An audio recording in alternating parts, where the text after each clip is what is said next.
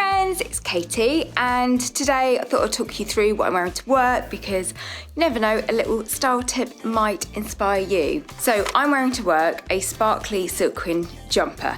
Now, you could be thinking, oh my gosh, never wear that to work. I want to explain ways that you could wear perhaps a jumper you're saving for best or a top that's a bit more sparkly and you haven't got the confidence, ways you can dress it down.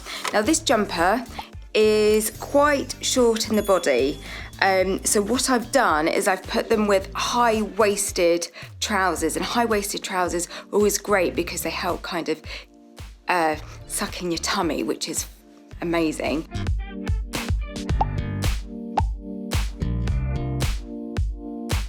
And also I've put a shirt underneath, and the shirt just helps lengthen the body, but it also helps disguise if you're feeling a bit tummy conscious. Now the obvious thing would be to put a white shirt underneath this, but by thinking about adding pops of colour under a jumper, it just will make the jumper seem a touch more different, and it may push you out of your comfort zone. So if you're not one for enjoying wearing colour, you could wear a black jumper or grey jumper, but put a coloured shirt underneath just to help increase your colour confidence.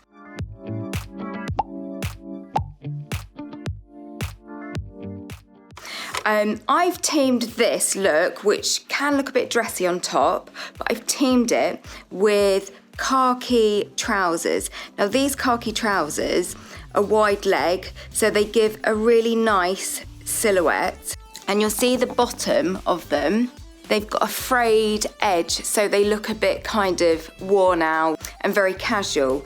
Now khaki will always make something else that you team it with look more casual and dressed down.